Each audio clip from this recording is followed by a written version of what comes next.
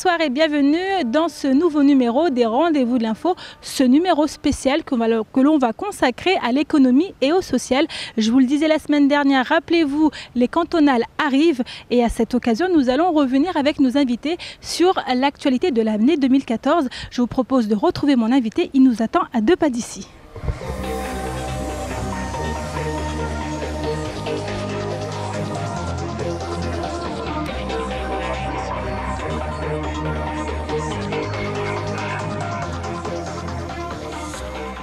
Je viens de retrouver mon invité, il s'agit de Jacques Martial Henry, premier vice-président du Conseil général chargé de l'action sociale, de la santé et de l'administration générale. Jacques, bonjour.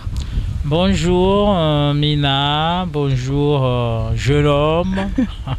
Merci à vous de nous accueillir ici dans votre lieu dans lequel vous évoluez en tant que conseiller général de Mamoudzou. Nous sommes ici avec vous Jacques pour parler de l'actualité à Mayotte. On revient en fait sur l'actualité de 2014 avec cet aspect axé sur l'action sociale, tout ce qui est économie et sociale à Mayotte. Donc Jacques, avec vous on va en parler et ça commence maintenant avec ce sujet qui a marqué les esprits l'année dernière, cette grève à Sodifram. Je vous laisse regarder ce sujet. Déjà 2 délégués convoqués à la direction des entreprises de la concurrence, de la consommation, du travail et de l'emploi. La procédure de licenciement est donc bel et bien enclenchée. Encore faut-il que l'inspecteur du travail de la DIECT et le comité de l'entreprise donnent leur aval. Le dossier est complexe, il pourrait prendre plusieurs semaines avant de trouver solution. La DIECT a indiqué prendre son temps pour étudier l'affaire, mais les salariés, eux, ne lèveront pas leur mouvement et les consommateurs observent cela avec beaucoup de prudence.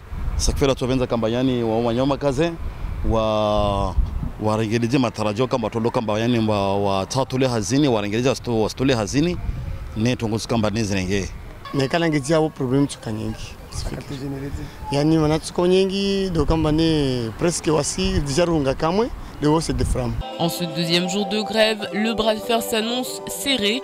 La direction et les salariés communiquent peu, préférant attendre les instructions qui viennent d'en haut. En attendant, demain, les salariés auront des nouvelles du syndicat national. La délégation de FO devra arriver dans les prochains jours afin de s'assurer notamment que les grévistes ne seront pas remplacés par des CDD, ce qui est complètement illégal.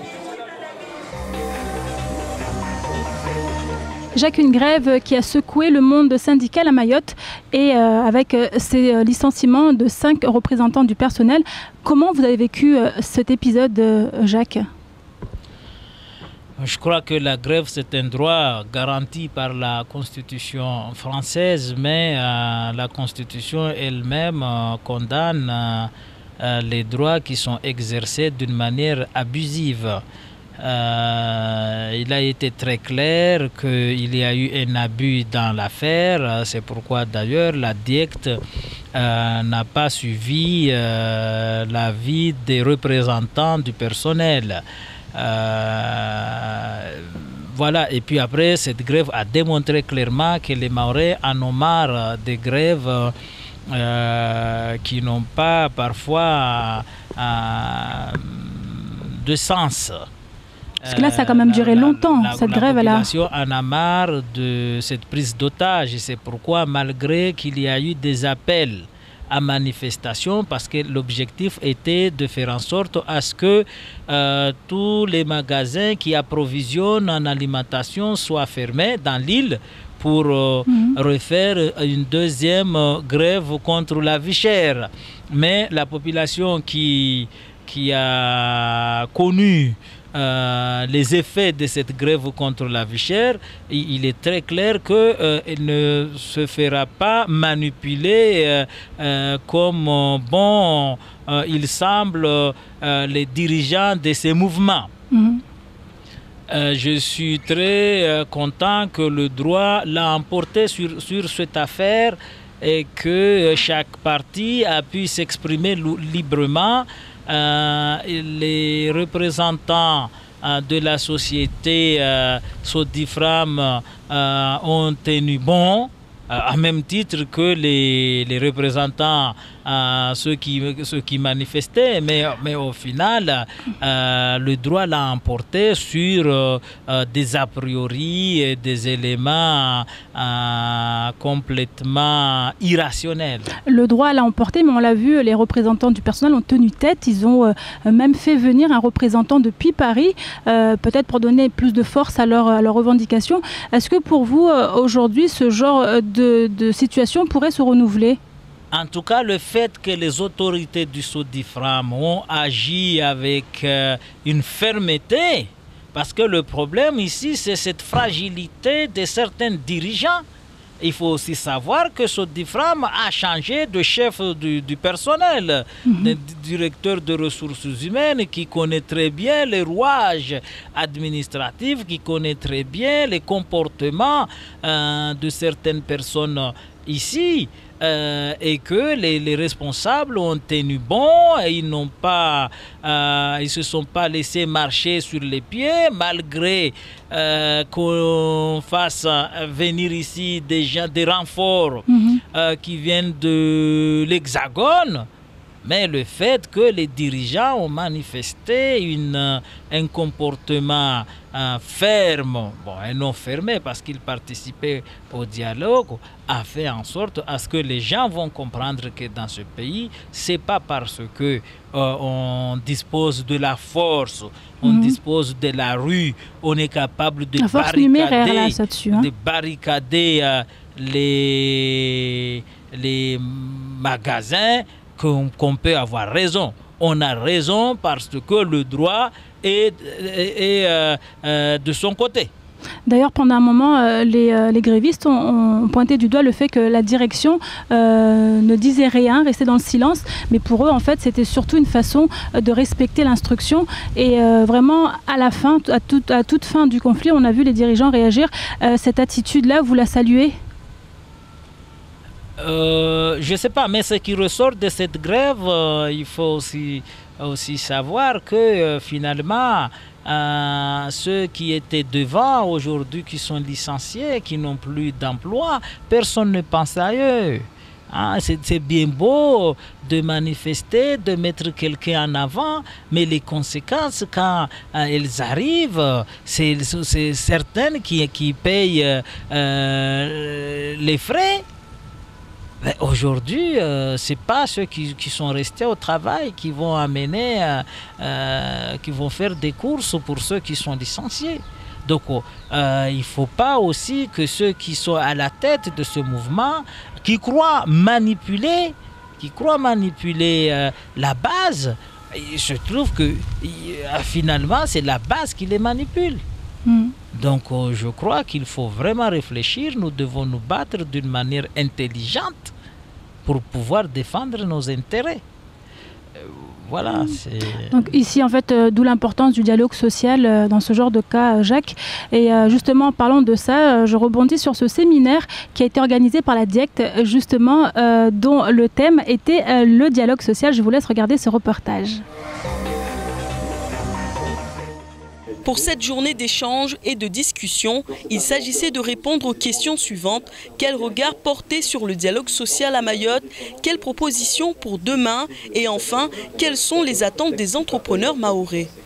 Ce que je regrette aujourd'hui, c'est le fait de voir qu'il n'y a pas beaucoup d'entreprises qui se sont déplacées, en particulier les patrons qui se sont déplacés pour pouvoir venir écouter ce qu'on est en train de raconter, qui pourrait permettre d'apporter l'harmonie dans les entreprises. Parce que si le patron, il a compris ce qu'il faudrait, et le salarié également, après avoir discuté, et s'ils trouvent un terrain d'entente par rapport à un point qui les opposait, je pense qu'il n'y aura jamais de mouvement de grève dans les entreprises. Le séminaire organisé par la DIECT a accueilli plus d'une vingtaine de partenaires. Plus de 2 ans de travail de réflexion ont été nécessaires à la mise en place du séminaire du dialogue social ainsi qu'à la signature de conventions collectives du BTP à Mayotte. Depuis 2012, plusieurs réunions de négociation annuelles obligatoires ont eu lieu au sein de la commission consultative du travail avec l'ARCO et la GIRC. On a profiter donc de cette journée donc de clôture donc de séminaire donc de dialogue social pour signer officiellement la convention collective secteur ouvrier. Mais la DIECT a été pour nous le facilitateur, puisque dans un duel, je dirais entre guillemets, il faut quand même un arbitre. Sinon on allait se taper dessus. C'était très très difficile au départ sans eux. Et je voulais d'ailleurs remercier également l'animateur que vous avez vu tout à l'heure. Un séminaire qui se déroule sur 2 jours pour accompagner ce dialogue social dans le secteur du BTP et du transport. La DIECT a mis en place des formations en droit syndical et de négociation collective à destination des employeurs ou leurs représentants du droit privé. Un programme chargé qui sera clôturé par un déjeuner d'échange avec accompagnement musical à l'occasion de la fête de la musique. Jacques, un séminaire du dialogue social initié par la DIECT. Pour vous, c'est le genre d'initiative nécessaire ici à Mayotte? Oui, c'est tout à fait normal que les gens fassent des séminaires sur le dialogue social pour que les gens puissent discuter ensemble. Il s'agit en l'espèce d'une vraie action préventive. Donc il ne faut pas attendre jusqu'à ce que la situation soit complètement compliquée, difficile, pour que les gens puissent discuter. Je crois que beaucoup de grèves ou beaucoup de mouvements sociaux pourraient être évités si les gens discutaient au préalable pour que chacun puisse savoir comment il peut agir en fonction des éléments qui lui concernent. Et en fait, le fait que la DIECT intervienne comme tierce personne, on va dire, dans ce dialogue social, ça permet d'apaiser les esprits, selon vous? La question n'est pas d'apaiser les esprits ou de ne pas apaiser les esprits. La question, je trouve qu'il est tout à fait légitime que la DIECT, qui est une administration déconcentrée de l'État, puisse pousser les partenaires à travailler ensemble. C'est tout à fait légitime que la DIECT mène une telle action. Mais l'objectif, c'est de savoir pour chaque situation comment la personne qui est concernée par cette situation, que ce soit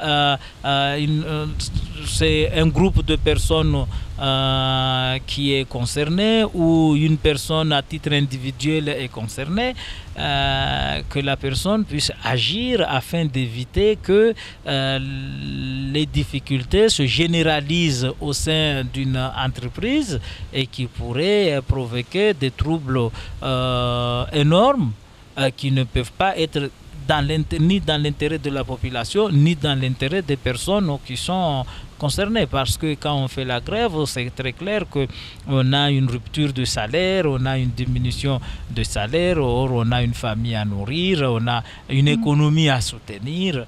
Et se trouver dans ces situations de conflit, je crois que c'est pas bien. Donc effectivement, il faut que les gens puissent discuter au préalable. Ce que a fait la DIECT, je trouve encourageant et que la DIECT est complètement dans son rôle. Donc ici, la DIECT émet souvent des avis défavorables ou favorables. Donc est-ce que pour les représentants syndicaux, une fois que cet avis est défavorable, est-ce que on imagine bien que la pilule est difficile à avaler? Quelle légitimité alors donner à ces avis qui sont émis? Oui, l'objectif n'est pas de dire de donner un avis favorable ou de donner un avis défavorable. Mais lorsqu'on donne un avis défavorable, on doit être capable de faire en sorte à ce qu'il n'y ait plus l'occasion de donner des avis défavorables. Il faut apporter les moyens nécessaires pour que la situation soit profitable pour tout le monde. Et que certainement la DIECT, qui a la connaissance des requêtes qu'on lui soumet pour avis, connaît parfaitement le problème. La DIECT a pu constater que c'est par manque de dialogue entre les patrons et les salariés, c'est par manque de connaissance de la règle de droit, et c'est par manque d'action préventive que la plupart du temps, ces entreprises se trouvent dans cette situation. Une petite affaire peut se multiplier juste parce que les gens ne sont pas allés discuter ensemble. Et créer des tensions. Et ça crée des tensions au sein des entreprises. Et c'est pourquoi, encore une fois, je trouve que la DIECT est tout à fait légitime pour mener une telle opération. Alors vous, en tant que conseiller général, est-ce que ça vous est déjà arrivé d'assister ou de participer ou même de contribuer au désamorçage de situations de conflit social? Oui, on le fait à notre manière, sans pour autant se permettre de jouer le rôle des patrons ou le rôle des salariés. Et il faut savoir aussi que les grèves, ce n'est pas uniquement dans le secteur privé qu'il y a les grèves, mais aussi dans le secteur public. Nous-mêmes, nous pouvons être concernés directement par ces grèves. Donc effectivement, par exemple, le Conseil général consacre 6 millions d'euros pour la formation professionnelle. Et je crois, plus les agents sont formés au sein des entreprises, plus ils deviennent efficaces et plus on évite ce genre de situation. Je crois que dans cette affaire, toutes les institutions, que ce soit publiques ou privées, sont concernées, et que c'est parce que les institutions publiques et les institutions privées sont bien organisées que nous évitons ce genre de situation. Aujourd'hui, nous nous sommes trouvés dans une situation, que ce soit dans le privé ou que ce soit dans le public, qui n'est pas bien organisée, et c'est pourquoi pendant très longtemps nous sommes restés dans ce genre de situation. D'ailleurs, je constate qu'aujourd'hui il y a moins de grèves qu'avant, parce qu'effectivement on pousse les gens par ces actions à discuter ensemble. Ces actions préventives, bien évidemment. On continue, Jacques, avec ce sujet qui a marqué l'année 2014, donc cette fusion entre la CAF de Mayotte et la CSSM. C'est un dispositif qui a pris place ici à Mayotte, qui est applicable depuis le 1er janvier 2015. Je vous laisse regarder ce reportage. Acceptation du côté des agents de la Caisse de sécurité sociale de Mayotte. Inquiétude pour le personnel de la Caisse d'allocation familiale du territoire. Car c'est bien la CAF qui sera rattachée à la CSSM après avoir longtemps dépendu de la Réunion. Le gouvernement va-t-il réaliser des économies au détriment des Mahorais? Quel statut pour les agents de la CAF? Y aura-t-il une différence de traitement selon les agents concernés? Voilà certaines des questions qui taraudent le personnel. Au niveau des salariés, donc, du côté de la CSSM, il n'y a pas de problème particulier. Les gens voient plutôt d'un bon œil parce que ça leur permet donc une ouverture, plus de mobilité interne. Mais du côté de la CAF, je sais que les collègues sont un peu inquiets parce que ce n'était pas du tout l'aspiration des collègues. Ils souhaitent plutôt une CAF de plein exercice. Et d'autant plus que du côté de la CFE-CGC, on a toujours été constant de ce côté-là. On a toujours plaidé pour une CAF de plein exercice à Mayotte, d'autant plus que Mayotte, c'est le département le plus jeune de France. Tandis que l'établissement des allocations familiales de Mayotte s'occupe de plus de 20 000 allocataires et de 85 623 bénéficiaires familles. La CSSM compte environ 220 agents, la CAF un peu moins de 80 personnes. Ce futur changement impactera d'une manière ou d'une autre les usagers. Moins d'intermédiaires, moins de pôles devrait ainsi améliorer l'efficacité. C'est en tout cas le but de cette fusion. Beaucoup d'interrogations subsistent néanmoins encore aujourd'hui. Par exemple, de quels moyens disposera la structure? D'ici la fin de l'année, le voile devrait être levé. D'ici la fin de l'année, le voile devrait être levé. Reste à savoir si la situation conviendra à tout le monde. Une fusion, Jacques, entre la CAF et la Caisse de sécurité sociale de Mayotte qui a fait peur à un moment aux salariés. Vous, comment vous avez réagi face à ça? Vous savez, ces institutions ne sont pas figées. Elles sont menées à évoluer avec le temps. Et même si aujourd'hui nous nous sommes trouvés dans une situation qui nous a obligés de fusionner la CAF et la Caisse nationale de sécurité sociale de Mayotte, cela ne veut pas dire que d'ici 20 ans, on doit rester avec la même institution. Donc les gens doivent savoir que les institutions évoluent avec la situation, avec le temps. Ça ne doit pas faire peur aux gens. Il y a eu des règles. Je prends l'exemple des personnes qui ont 58 ans, que le Conseil général accorde par sa politique volontariste l'allocation vieillesse, qui est de 180 €. Or, et que c'est la Caisse de sécurité sociale qui paye ces 180 €. Et que, or, les mêmes personnes, à cet âge, elles sont bénéficiaires du RSA, qui est de 300 €. Donc, il se trouve qu'aujourd'hui, beaucoup de gens qui avaient leur dossier à la Caisse de sécurité sociale, en l'espèce, on a renvoyé leur dossier à la CAF. Et ça a causé des procédures longues, compliquées, une rupture de versement des allocations, et que cette fusion permet d'être efficace et la même institution de traiter l'affaire jusqu'à produire un résultat au bénéfice des administrés. Donc avec une meilleure visibilité sur le traitement des dossiers. Voilà, sur le traitement des dossiers, il y a un guichet unique. Vous imaginez, les administrés sont obligés de faire des va-et-vient entre deux institutions qui, semble-t-il, agissent par rapport à une même matière et que... voilà, donc il n'y a pas eu de licenciement de personnel, il y a eu une organisation et puis ce schéma est national et que Mayotte, qui est aujourd'hui département, qui est régi par le principe de l'identité législative, doit rentrer parfaitement dans ce schéma national. Et dans le cadre de cette même affaire, Jacques, on a beaucoup entendu certaines personnes évoquer la spécificité de Mayotte et dire c'est pas parce que ça se fait ailleurs qu'on doit forcément l'appliquer à Mayotte. Est-ce que vous êtes pour ce genre de comportement, ce genre de réaction ?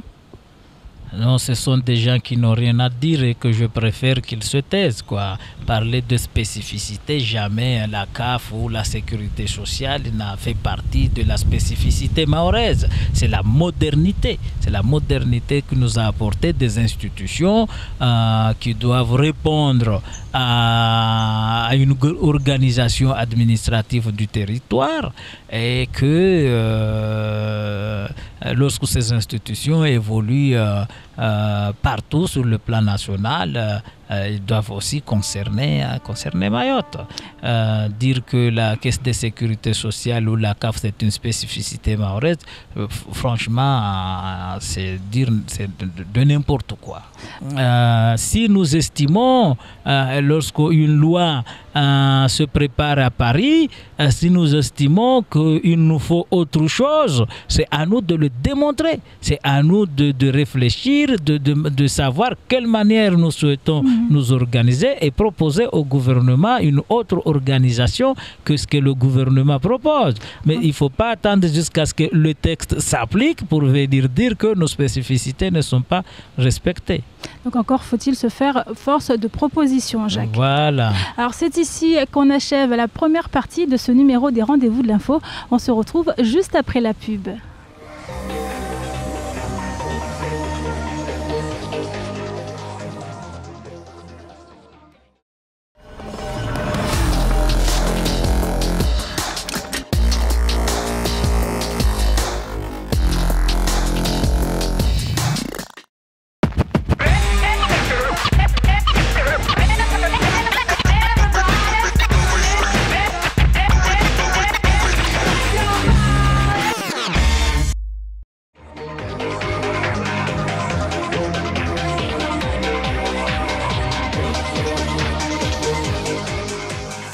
Nous sommes de retour dans les rendez-vous de l'info. Je suis toujours avec mon invité avec lequel nous allons continuer à parler d'économie de sociale à Mayotte. Jacques, on continue? Oui. Alors on va continuer avec ce sujet, donc Internet à Mayotte avec cette nouvelle offre proposée par Orange. C'était l'année dernière. On regarde ce reportage. Un débit 3 fois supérieur à la DSL. Voilà ce que propose Orange à ses clients avec la nouvelle VDSL 2. Derrière ce nom compliqué se cache en fait une nouvelle technologie dont vont pouvoir bénéficier plus de 9000 abonnés Orange. Une grande avancée pour les internautes mahorais. On fait un petit bond directement et l'objectif en fait c'est toujours d'utiliser la même technologie que la DSL mais de la booster avec des nouveaux équipements qu'on met dans nos centraux et qui permettront à ceux qui sont en relative proximité des centraux, mais vous verrez que ça représente quand même une catégorie de personnes relativement assez nombreuses, et de pouvoir multiplier par 3 les débits qu'ils ont aujourd'hui sur la DSL. Aujourd'hui, en moyenne, on est à 15 mégas, voire 20 mégas lorsqu'on est relativement bien situé. Et avec le VDSL, on va arriver à 50 mégas. Voire même, mais ça c'est dans des cas très très particuliers, parce que la technologie le permet, arriver à 100 mégas si on est vraiment en proximité d'un central. Pour qu'un particulier ou une entreprise soit éligible à cette offre, il suffit qu'elle se trouve à 1 ou 2 km des 20 nœuds de raccordement abonnés présents sur l'île.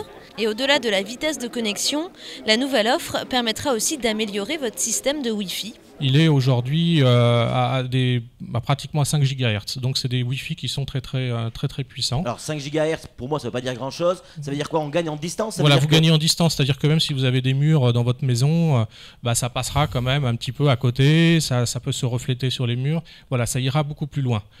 Sur tout le département, ce sont ainsi 25% des lignes Orange qui sont éligibles aujourd'hui. Le taux devrait même atteindre les 33% fin octobre. Jacques, une nouvelle offre de débit beaucoup plus rapide, mais qui n'est pas forcément accessible partout à Mayotte. Oui, il faut... Laisse-moi rire, mais l'Europe finance les collectivités pour avoir accès au débit.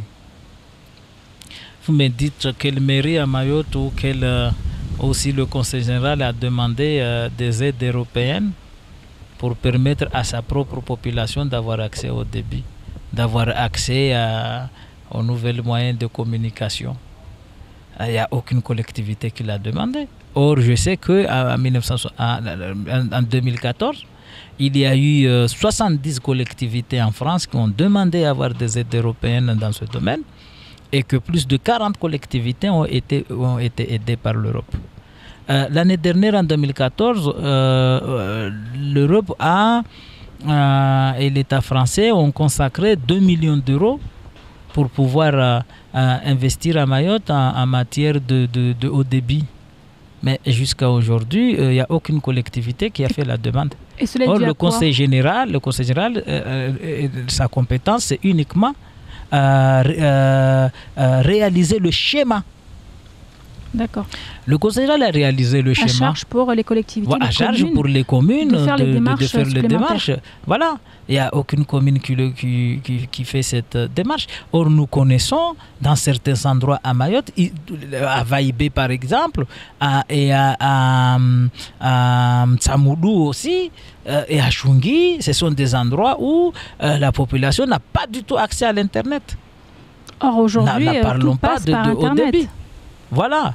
Et il appartient aux communes de connaître ça. Mais qu'est-ce qui va déclencher? Ça va être quoi le déclic alors, Jacques? Ça, je ne sais pas. Peut-être ils vont m'écouter parler. Donc, on profite justement de l'occasion. Voilà. Donc, selon vous... Donc, je leur dis que l'Europe finance...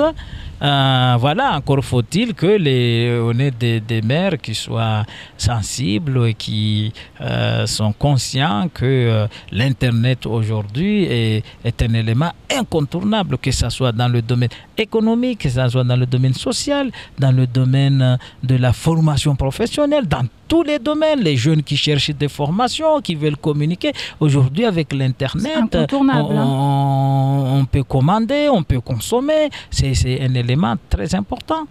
Et admettons, Jacques, que votre appel ait été entendu. Si, par exemple, un maire dans une commune souhaite justement faire appel à ces fonds-là, est-ce que le Conseil général peut intervenir ou alors c'est à lui de faire, pour ceux qui nous regardent, pour qu'ils puissent comprendre un petit peu la démarche à suivre? Le Conseil général n'a aucun pouvoir de tutelle sur les maires. D'accompagnement peut-être. Non, moi je crois que chaque collectivité doit s'administrer librement.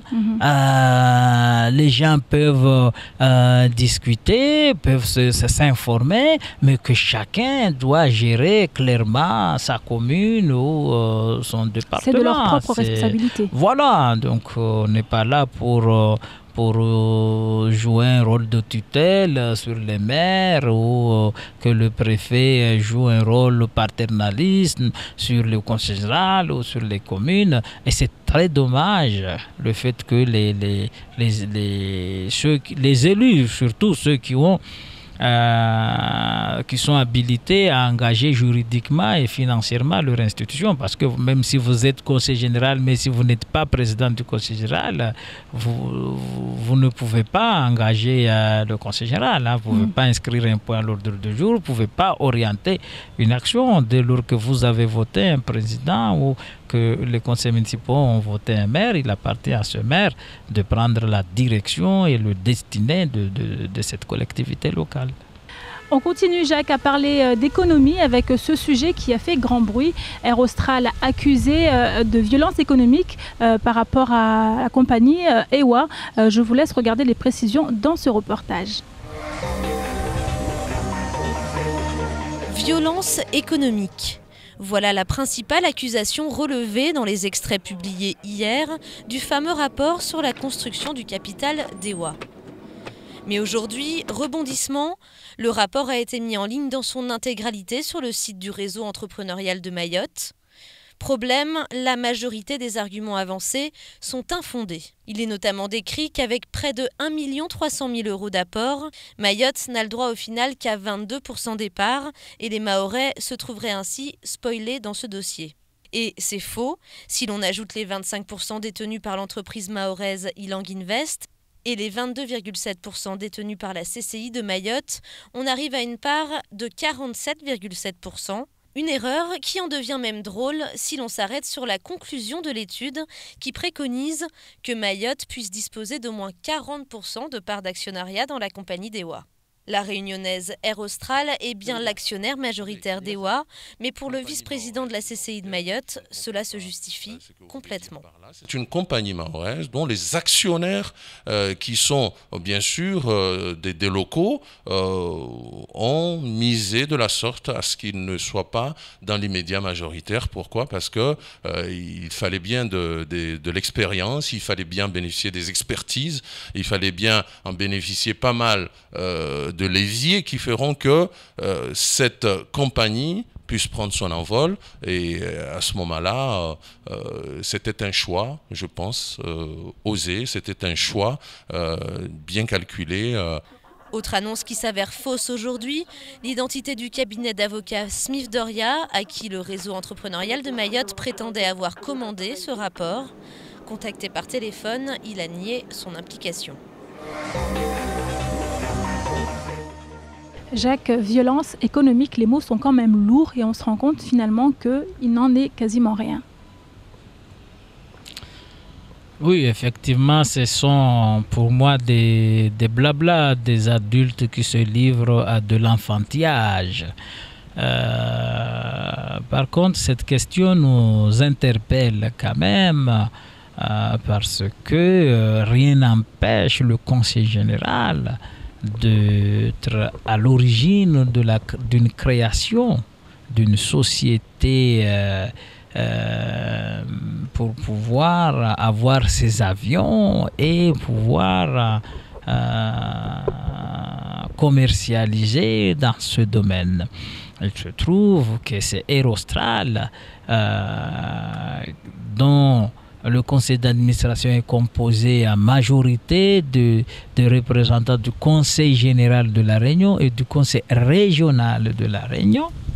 Effectivement, Air Austral, c'est une société réunionnaise qui a a eu l'initiative de venir à Mayotte créer une société qu'on appelle la société mahoraise, la compagnie mahoraise.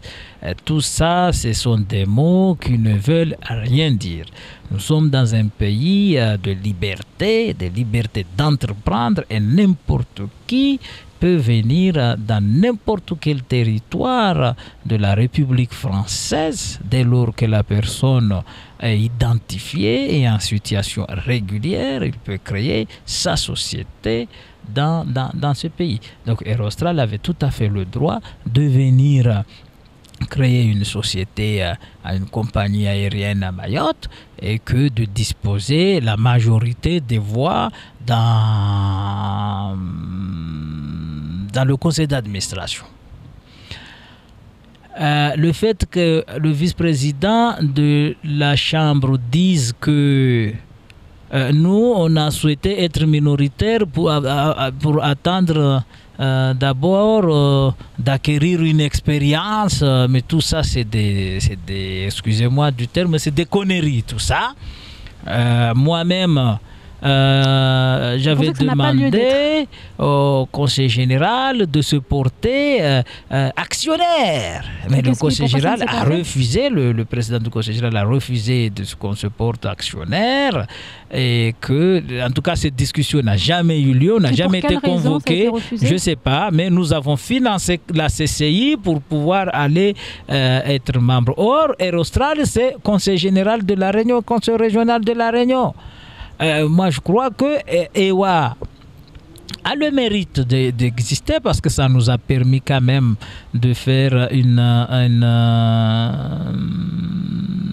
de pouvoir permettre à Mayotte de s'ouvrir dans la région, désenclavement aérien. Vous imaginez, quand on allait à Pemba pour faire de Mozambique, pour faire 1 heure de vol, on est obligé d'aller passer une nuit à Nairobi avant d'aller au Pemba.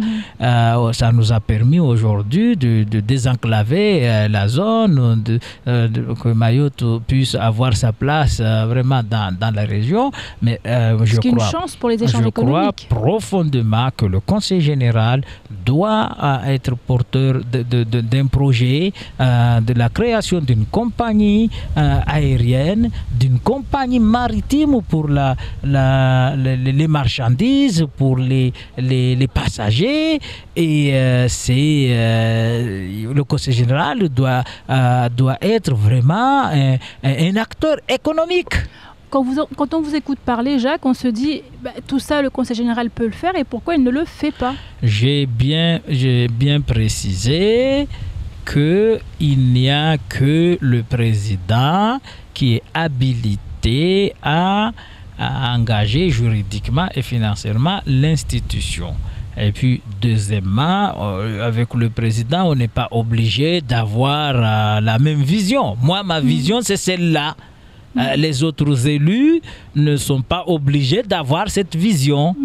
Il appartient à la population. C'est important de savoir que c'est des choses qui sont faisables. Il appartient à la population d'élire des élus avec qui ils partagent une même vision. Moi, ma vision, c'est celle-là. Nous sommes en manque considérable de poissons. Les poissons à Mayotte coûtent très cher.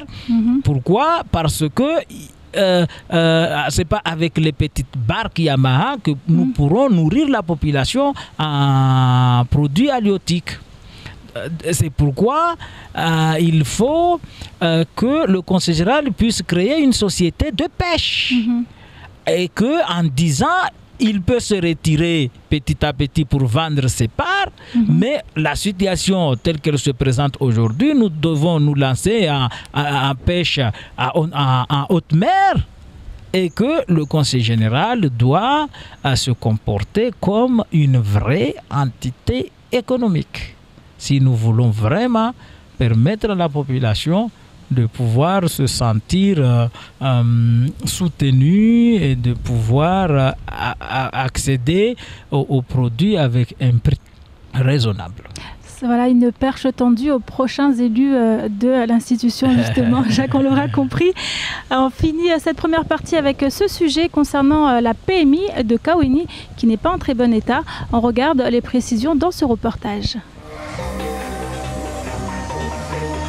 Une maison vide, des agents dehors et des familles qui ont dû rebourser chemin.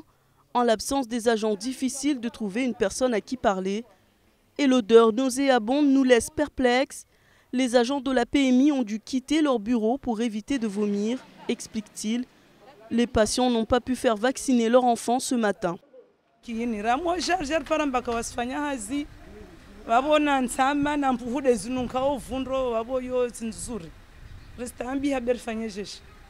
Watu wa mwisha wasishoikensi vanu hambila mbana mwende ta suku nye watu tamaniwa. Ramosha washwara le zambara ndefu zanyu siviri. Washwartilera ndefu za mezi mine na mitsaneti nzuzuri. Si haki. Madhamana na mshewe muringali mabiro mlio. Muringali wasiwakazi wakaweni. Les familles demandent à ce que le Conseil général trouve une solution au plus vite. Elles sont nombreuses à s'être déplacées pour des vaccins, mais aucune information ne circule. Difficile de savoir quand un nouveau rendez-vous sera programmé. Pour le conseiller général Jacques-Martial Henry, président de la commission santé et sociale, les agents de la PMI n'entretiennent pas leur bureau. Il y a des femmes de ménage qui sont payées par le conseil général, qui doivent faire leur travail. On achète des produits d'entretien et qu'ils arrêtent de manger dans les bureaux ou de faire la cuisine. Il y en a même qui amènent des autocuiseurs dans les bureaux, des gâteaux qui traînent partout. Il ne faut pas s'étonner qu'après il y a des cafards. Alors à qui la faute? Nul ne le sait, mais en entendant, ce sont les enfants qui pâtissent de la situation. Encore une fois, on ne sait pas comment cette histoire va finir, mais une chose est sûre, l'odeur de ces locaux ferait fuir n'importe qui. Un état de délabrement inquiétant. Jacques Martial, on vous a vu justement intervenir dans le reportage. Vous êtes indigné. Oui, il n'y a pas eu un état de délabrement. Les portes ne sont pas cassées, les murs ne sont pas sales, les carreaux ne sont pas cassés.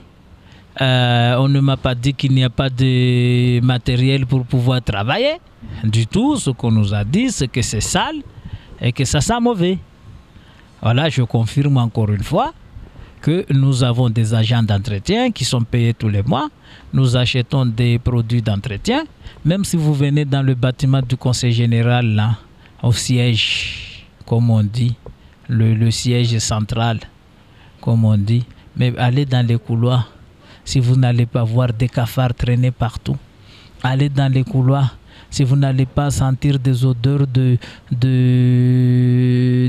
sauce viande ou de mataba ou les gens qui viennent éplucher leurs bananes pour faire la cuisine dans les bureaux.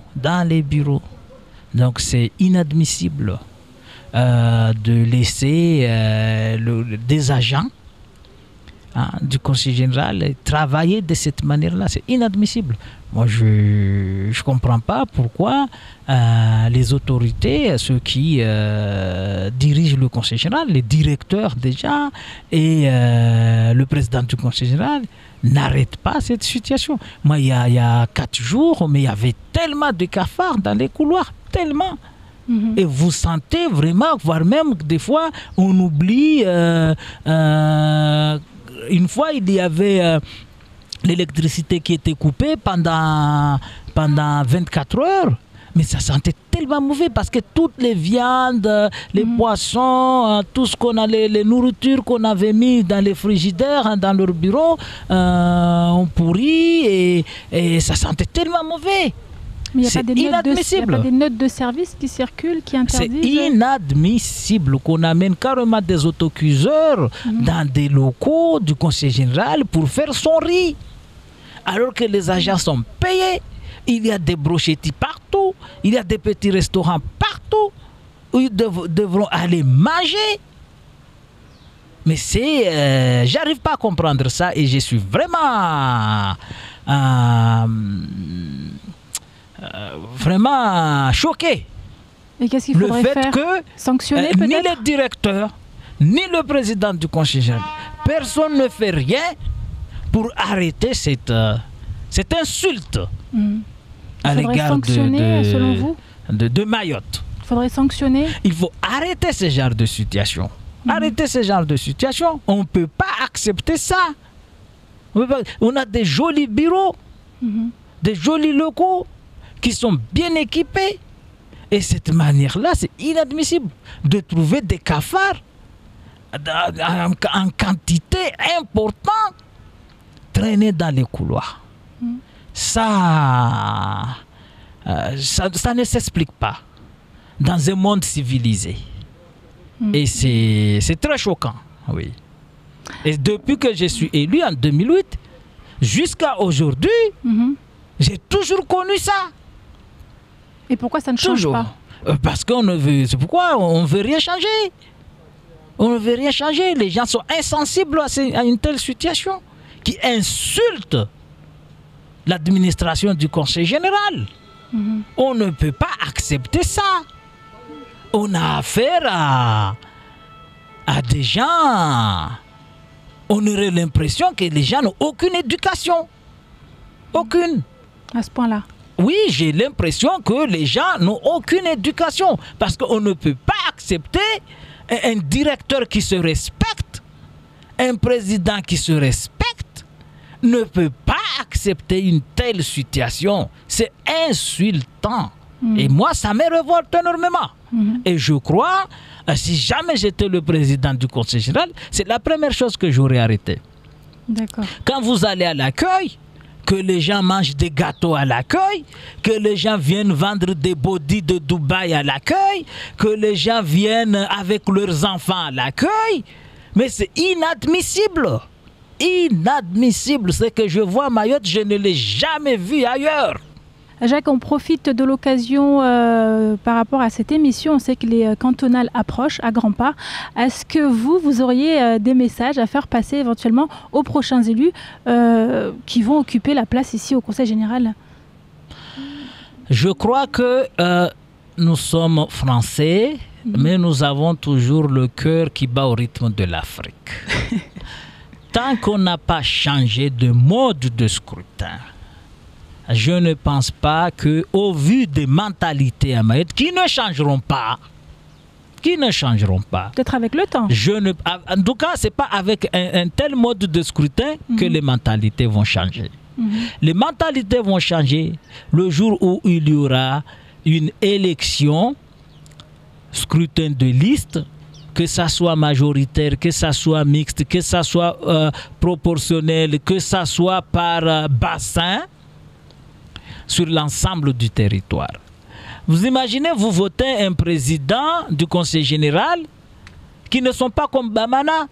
Bamana, lui, il considérait que tous les Maorais étaient ses enfants. Il était vraiment tourné vers l'intérêt général. Voilà, l'intérêt général. Mais tant que ce n'est pas... Vous votez un président du Conseil général, que ce soit de l'abattoir de Kanou de Pamanzi, la population de Hakwa ou de Passamenti ne peut même pas juger l'action de la personne qui était habilitée à représenter le Conseil général, à engager le Conseil général. Parce que ce n'est pas tous les conseils généraux qui engagent. Donc c'est ça que vous aimeriez voir changer. N'a de compte à rendre et on lui donne l'occasion d'exercer son action sur l'ensemble du département, mais il n'a de compte à rendre que les gens de son canton. C'est inadmissible. Moi, je crois que la population tout entière, on doit leur donner l'occasion de juger l'action du président du Conseil général et que ce n'est que si l'élection se fasse à l'échelle départementale que nous pourrons harmoniser nos actions. C'est ce qui manque aujourd'hui, Jacques. C'est ce qui manque aujourd'hui. Donc, pour moi, personnellement, tant que cette affaire de mode de scrutin n'est pas réglé, franchement, je ne pense pas que les Maorais vont changer de comportement et ça sera toujours comme ça. En tout cas, ça ne sera pas pour cette fois, peut-être les prochaines élections, Jacques. Ah, on ne sait jamais. Merci à vous, Jacques, d'avoir accepté de répondre à nos questions et puis de nous avoir accueillis ici dans la cour du Conseil général. C'est ici que s'achève ce numéro spécial des rendez-vous de l'info tourné vers l'économie et le social. Je vous retrouve demain, nous vous retrouvons demain parce que vous serez avec moi également, Jacques, pour présenter la suite de ce programme. Bonne soirée à vous sur KTV.